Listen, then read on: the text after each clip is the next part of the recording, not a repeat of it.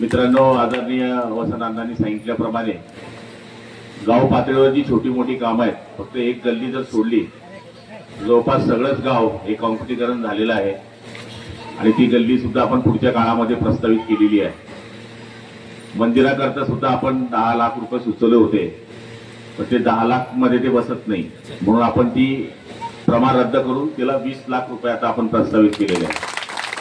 त्यामुळे एक सुंदर पद्धतीचं मंदिर उभं करण्याचा आपला जो मानस आहे गावकऱ्यांचा, त्याला आपण सगळ्यांनी दुजोरा दिलेलाच आहे। त्याचप्रमाणे आपल्या सगळ्यांना माहिती की नांद्रा ते ममुराबाद या रस्त्याला जवळपास आपण 3 कोटी रुपये मंजूर केले, त्याचं काम सुरू आहे आणि नांद्रा खुर्द ते आमोदा याच्याकरता 10 कोटी रुपये निधी आपण या ठिकाणी मंजूर केलेला आहे। राहिला नांद्रा कडे येणारा जो धामणगावकडचा रस्ता आहे, आताच जनाप्पा आणि आमचा गाडीमध्ये विषय झाला, नाना भाऊंना आम्ही विनंती केली कारण तो रस्ता त्यांनी घेतलेला आहे, ऑलरेडी तो रस्ता मंजूर आहे, पण त्यांना आम्ही विनंती केली आहे की पावसाळ्याच्या आत सिंगल लेअर जरी करून दिला तर आमची ट्रॅफिक क्लिअर होईल, म्हणजे एसटी बंद राहणार नाही। नंतर तुम्ही पावसाळ्यानंतर डांबरीकरण केलं तरी चालेल, पण आता जे मेन बारके बारके पॅचेस आहे ते पॅचेस जरी भरून दिले तर 100% ट्रॅफिक ही सुरू राहील। रस्ता मंजूर आहे, रस्ता मंजूर नाही असं नाही, रस्ता मंजूर आहे, वर्क ऑर्डर झालंय, टेंडर होऊन वर्क ऑर्डर होऊन कामाला तर फक्त सुरुवात करायची आहे। त्यामुळे त्या रस्त्याकरता आपण सगळ्यांनी निश्चिंत राहायचं आहे।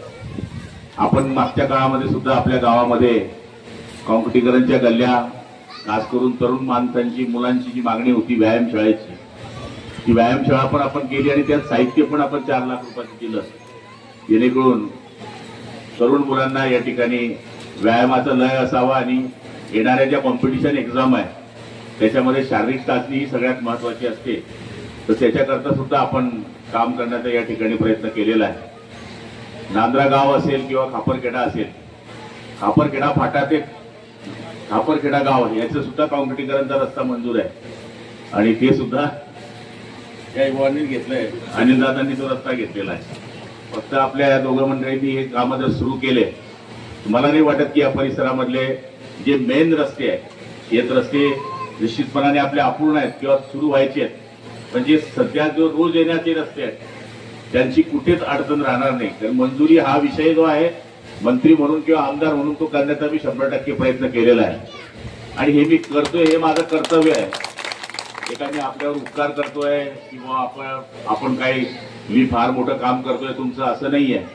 तुम्ही मला निवडून दिलं, तुमच्या आशीर्वादामुळे मी निवडून आलो, तुमच्या आशीर्वादामुळे मंत्री झालो, त्याच्यामुळे मी ही कामं करतोय आणि मला खात्री आहे की आपल्या गाव जरी छोटं असलं तरी या गावाने कायमस्वरूपी माझ्यावर आणि आपल्या सगळ्या या परिसराच्या लोकांनी खूप प्रेम केलेलं आहे आणि या निवडणुकीचं आपल्याला माहित होतं की चौफेर वातावरण सामाजिक पद्धतीचं तयार करण्यात आलं, तरी सुद्धा आपण लोक सांगत होते की मराठा पाटील समाज गुलाबराव पाटलांना मत करणार नाही, कोळी समाजाचं काही खरं नाही, लेवा पाटील मत देणार नाही, धनगर तर देणारच नाही।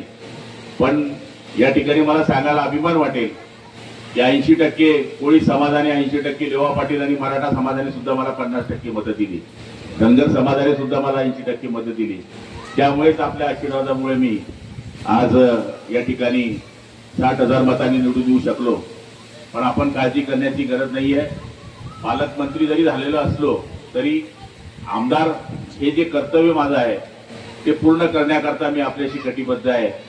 आपण ग्रामसेवक आप्पाच्या बाबतीमध्ये त्यांची बदली होऊ नये अशी मागणी पण केलेली आहे, त्यांची बदली माझ्याशिवाय होणारच नाही। त्यामुळे त्यांनी कितीही प्रयत्न केला तर सीओची बदली कशी थांबवायची, कारण की अण्णा पण पंचायत समिती मेंबर होते, त्यांनाही माहिती आहे की सीओ पशी आम्ही जर सांगितलं यांची बदलीच करायची नाही प्रल्हाद भाऊ, तर बदली होण्याचा विषयच येणार नाही। त्यामुळे आपल्याला काही काळजी करण्याची गरज नाही, त्यांची बदली होणार नाही आणि आपण येणाऱ्या 1 महिन्याभराच्या आत जे मंदिराचं मेन काम आहे ते मंदिराचं काम लवकरात लवकर महिन्याभराच्या आत सुरू करू, एवढं वचन मी आपल्याला या ठिकाणी देतोय। आणि मंदिराचं काम करत असताना माझी विनंती आहे, हे जुनं मंदिर आहे, थोडीशी ज्याला आम्ही प्रत्येक जण अध्यात्मावर प्रत्येकाचा विश्वास आहे, थोडंसं ब्राह्मणाचाही सल्ला घेऊन आपण त्याचा विचार करावा। असं मला या ठिकाणी वाटतं, कारण की मंदिर आपण बांधणारच आहोत. पण मंदिर बांधत असताना थोडंसं ब्राह्मणाकडून सल्ला घेऊन त्यांच्याकडून दिशा वगैरे या ज्या गोष्टी असतात, काही लोक मानत नाही. विधिवत जर केलं तर आपलं चांगलं होईल, आपण ते तर करूच. त्याच्याबरोबर ते मंदिर बांधत असताना त्या ठिकाणी रोज साधना कशी होईल. महिलांकरता सगळ्यात आवडता विषय तोच आहे, श्री शिवाय नमस्तुभ्यम, एक लोटा जल सब समस्या का हल.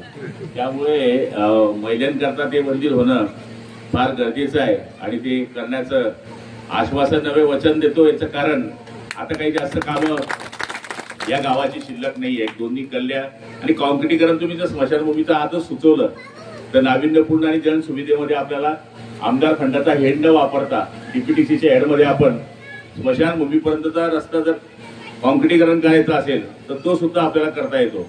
त्यामुळे ग्रामसेवक आप्पांना सांगेल की तुम्ही जनसुविधेमध्ये मला कर सुचवा, त्याच्यामध्ये मी कॉन्क्रिटीकरण रस्ता करून देतो. स्मशानभूमीचं हे शेड आहे का तिथे बनवावं लागेल, ते पण तुम्ही रस्ता सुचवा, आपण तो 100% करून घेऊ. आप्पा तुम्ही मागं लागून तो प्रस्ताव लवकरात लवकर जर दिला तर 3 तारखेला आपली 3 जूनला डीपीटीसी आहे, त्याच्यामध्ये आपण या कामाला सुद्धा मान्यता 100% घेऊ आणि स्मशानभूमीचा सुद्धा रस्ता डांबरीकरण न करता सिमेंटीकरण करू, जेणेकरून कायमस्वरूपी त्याचा विषय संपून जाईल. म्हणून मी आपल्याला खात्री देतो की ही जी छोटी मोठी कामं आहे हे करणं, हे जे आद्य कर्तव्य आहे ते करण्याचा या ठिकाणी प्रयत्न मी केलेला आहे. मागच्या काळामध्ये आपल्याला माहिती आहे की आपले शेतकरी, या शेतकऱ्यांचं केळीचंही नुकसान झालेलं आहे. तापमानामध्ये आपला तालुका बसलेला आहे. 3 दिवस जे तापमान असतं त्या तापमानामध्ये आपला तालुका बसलेला आहे. आता जरी पंचनामे केलेले असल्याने आपल्याला मनामध्ये भीती असते की भाऊ आमचं पीकचं नुकसान झालं, पण तलाठी आप्पा आला आणि तलाठी आप्पानी फक्त 50% आम्हाला ग्राह्य पकडलं. तर काळजी करू नका. जरी या पावसामध्ये तुम्ही बसत नसलात, जरी या वादळामध्ये तुम्ही काही प्रमाणामध्ये बसत नसलात, तरी तापमानामध्ये बसल्यामुळे आपल्याला 84,000 पर हेक्टर हे पैसे शासनाला द्यायचेच आहे. त्यामुळे आपण डोक्यातून ह्या शंका काढून टाका, कारण काही लोक पिल्लू सोडत राहतात आणि अशी शंका असली ना तर मंत्री काय परमेश्वर नाही आहे, मंत्री हा माणूसच आहे. हे तुम्ही कधी मला विचारलं पाहिजे. शेवटी सालदाराचं कामच आहे मालकाचं ऐकायचं आणि मी तुमचा सालदारच आहे. त्यामुळे मालकाने हे विचारलं पाहिजे की बाबा याचं काय होईल. तर मी आपल्याला माझ्या परीने जे होण्यासारखं आहे ते निश्चित सांगेल आणि अडचण जर असेल तर तेही सांगेल. त्यामुळे काही लोक आपल्या शेतकऱ्यांना असं सांगत आहे की आता काय झालं, आता पंचनामा झाला आणि पंचनाम्यानंतर 50 झाडं पडले तर 50च झाडं पकडतील. तो पकडो का ना पकडो, पण आपण तापमानात बसलोय. तापमानामध्ये उलट जास्त पैसे येतील. हे तरी 32,000 येतात, ते जास्त पैसे येतील. त्यामुळे केळी उत्पादक शेतकऱ्यांना सुद्धा ही माझी नम्र प्रार्थना आहे. कारण की काही काही कृषी अधिकाऱ्यांना हेच कळतच नाही. अरे नुसतं केळीचा खांबा जरी हल्ला ना तरी गेलं ते पीक. त्यांना असं वाटतं की हे उभं आहे, अरे उभं काय, ते पुरं मूळ जर हल्लं तर दिसतच नाही ते, आणि दिसलं तर ते त्या पद्धतीचं दिसत नाही जे शिरास पाहिजे. म्हणून केळी उत्पादक शेतकरी आपले या भागामध्ये जे आहेत त्यांना माझी नम्र प्रार्थना आहे की तुम्ही निश्चित राहा. आपल्याला सप्टेंबर महिन्यामध्ये हे पैसे प्राप्त होतील. आता पंचनामा झालेला आहे, याचा नाशिक विभाग कृषीकडनं हा प्रस्ताव शासनाकडे येईल.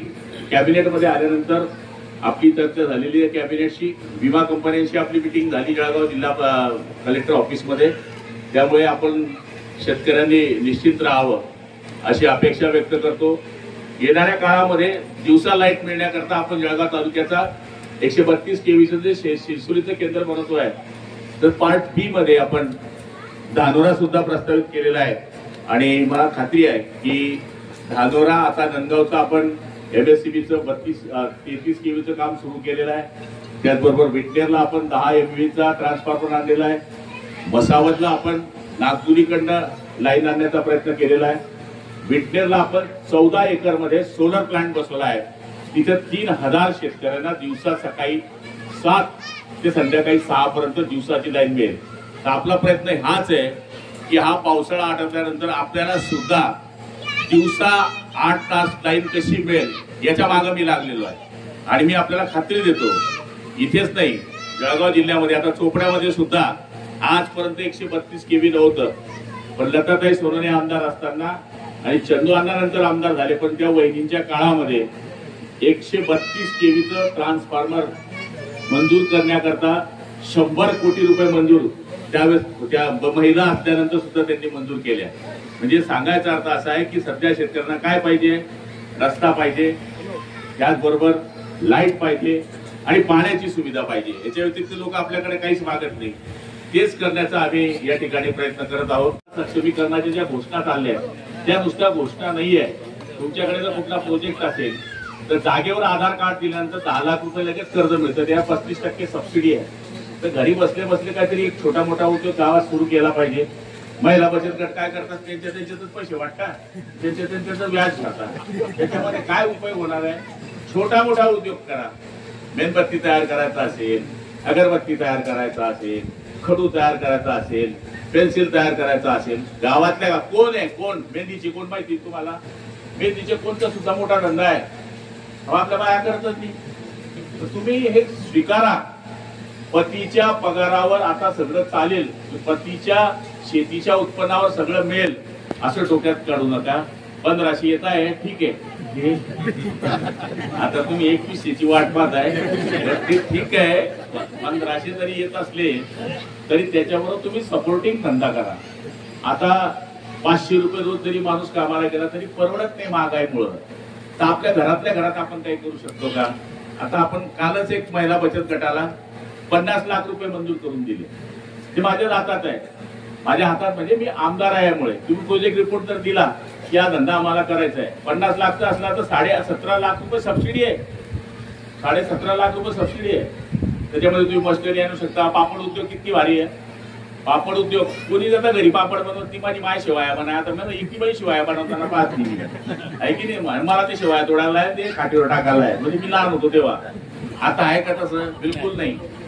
त्यामुळे पापड उद्योग आहे, चिकनीचे पापड आहे, उडदाचे पापड आहे, हा पण चांगला उद्योग आहे. तर असे छोटे मोठे जे तुमच्याकडनं जमता त्याच्याकरता मशिनरी मिळते. आता पापड तुम्हाला लाटायची गरज नाही. एक मशीन येतं, तुम्ही त्याचं पीठ कालवा, त्याच्यात टाका, पाणी टाका, आपोआप गोळा बाहेर येतो. थोड्या पुढचं मशीन गेलं की डायरेक्ट पापड निघतो. त्याला पॅकिंग करायचं आहे. असं जर 10 महिन्यांनी छोटे मोठे उद्योग केले तर तो एक 100 रुपये 200 रुपये रोज घरी बसले का बोला तुम्ही, तर कुटुंबाला या ठिकाणी फायदा होऊ शकेल. मुलींच्या बाबतीमध्ये आपल्या सगळ्यांना माहिती आहे की मुलींना सक्षमीकरण करण्याकरता मोफत जरी शिक्षण सरकारने दिलं असलं तरी ज्या कुटुंबामध्ये आता मुलगी जन्माला येते आहे, ती जन्माला आल्यानंतर पहिल्या वर्षी 7,000, दुसऱ्या वर्षी 5,000 आणि ती 18 वर्षाची होईल तोपर्यंत 1,01,000 याची नोंदणी चुकू देऊ नका. मुलगी झाल्यानंतर त्याची नोंद करा. ती नोंद झाली पाहिजे. लाभापासून वंचित आपला माणूस राहणार नाही याची सुद्धा काळजी घेण्याची आपली सगळ्यांची गरज आहे. आपल्या गावामध्ये जी एकी आहे हाच मोठा आनंद आहे. नाही तर प्रत्येक गावामध्ये ग्रामपंचायतीचं इतकं घाण राजकारण आहे. आधे इधर आधे उधर बाकी हमारे साथ, म्हणजे अशा पद्धतीचं चित्र होता कामा नये. गाव गाड्याच्या विकासामध्ये गाव एकत्र राहिलं पाहिजे आणि जे गाव एकत्र राहते त्याची प्रगती 100% होते. आणि आपण चांगल्या पद्धतीने कामं करतायत. आदरणीय बळीराम दादांपासून मी या गावामध्ये येतोय. जेव्हा माझा इकडे काही संबंध नव्हता, म्हणजे मी जळगाव ग्रामीण मध्ये उभा राहील हे माझ्या आयुष्यात पण मला माहित नव्हतं. डिलिमिटेशन झालं म्हणून एरंडोल करून मी इकडे आलो. नाही तर माझा मतदारसंघ मूळ एरंडोल होता. पण आल्यानंतर पहिल्या निवडणुकीमध्ये मी निवडणूक हारलो, पण आपण सलग मला 3 वेळेस या मतदारसंघातून निवडून दिला. आणि मी एवढा नशीबवान पण आहे की 3 वेळेस मी मंत्री झालो. म्हणजे पहिल्या वेळेस जेव्हा मी निवडून आलो तर अर्ध्या पार्ट मध्ये मला राज्यमंत्रीपद मिळालं, दुसऱ्या वेळेस सलग 5 वर्ष मंत्रीपद मिळालं आणि आता पुन्हा आपल्या आशीर्वादाने मंत्रीपद मिळालं. मला तरी असं वाटतं की याचं संधीचं सोनं करणं ही माझी आणि तुमच्या सगळ्यांची जबाबदारी आहे. मी आपल्याला सांगेल की मी मंत्री जरी असलो तरी मी तुमच्यासारखाच आहे. वडाचं झाड कितीही मोठं झालं तर त्याची पारंबी ही जमिनीशी असते. मी जमिनीवर राहणार एवढी खात्री मी आपल्याला या ठिकाणी देतो. आणि आपले छोटे मोठे कामं करण्याचा 100% मी प्रयत्न करेल. व्यायामशाळा दिल्यानंतर मलाही आज आनंद वाटला. जेव्हा ते सत्कार करायला आले त्यांची बॉडी मी पाहिली तर मलाही दिल भरून आलं की त्याला 4 बी आले समोर, हा एकटा आडवा करून टाकील. अशी 2-4 मंडळी मला पाहायला मिळाली. आणि हेच तर पाहिजे आहे. सगळ्या प्रॉपर्टीपेक्षा सगळ्यात मोठी प्रॉपर्टी आपली शरीर सृष्टी आहे. शरीर जी एसटी आहे आपली, तीच सगळ्यात महत्वाची प्रॉपर्टी आहे. तुमच्याकडे लाखो रुपये आहे आणि तुमचं शरीरच साथ देत नसेल त्याला अर्थ काय आहे? तर तुम्ही व्यसनापासून लांब राहा. व्यायाम शाळेमध्ये रोज व्यायाम करा. कॉम्पिटिशन एक्झाम मध्ये मदत करा. मी तर आपल्याला सांगेल की तुम्ही ते एक अभ्यासिका त्याच्यामध्ये घ्या. जिथं व्यायाम शाळा आहे तिथे जर FPSC चे पुस्तकं तुम्हाला लागत असतील तर आपण प्रत्येकाला संच देतोय. तुम्ही माझ्याकडे नोंद करा. मी तुम्हाला MPSC ची पुस्तकं पाठवतो. 4 मुलं जरी शिकले, 2 जरी PSI झाले, 1 जरी तहसीलदार झाला तर माझं जीवनाचं फलित झालं असं मानणारा मी कार्यकर्ता आहे. आपण प्रत्येक गावामध्ये जिथे व्यायाम शाळा आहे तिथे MPSC चे पुस्तकांचे संच देतोय. का आता पुस्तक मस्तकात गेल्याशिवाय माणूस दुर्गुर करत नाही. हे बाबासाहेब आंबेडकरांनी आपल्याला सांगितलं. शिक्षण हे वाघिणीचं दूध हे बाबासाहेबांनी सांगितलं. आज बाबासाहेब नसते तर माझ्यासारखा माणूस पण मंत्री झाला नसता. ही त्यांचीच पुण्याई आहे की त्यांच्या आशीर्वादाने माझ्यासारखा माणूस मंत्री होऊ शकला. तुमच्या आमच्यासारखे OBC ST माणसं यांना सगळ्यांना जो न्याय मिळू शकला तो फक्त बाबासाहेबांमुळे. म्हणून नेहमी म्हटलं जातं की बारिश ना होती ना खेती ना होती और बाबासाहेब ना होते तो समता ना होती. या समतेच्या भरोशावरच आपण हे काम करण्याचा या ठिकाणी प्रयत्न करत आहोत. आपण सगळ्या आम्हाला इथे बोलवलं, आमचा सत्कार केला. देवाची बी कृपा आहे. वादळ सुरू होतं पण आता ते थोडं थांबलं. देवालाही मान्य होतं. महादेवाचं नाव काढल्यामुळे देवाचे देव महादेव त्यांनी सांगितलं पोरांचा कार्यक्रम होऊ द्या, नंतर काय व्हायचं असेल ते होईल. त्याबद्दल परमेश्वराचेही आभार मानतो आणि माझे लांबलेले 2 शब्द संपवतो.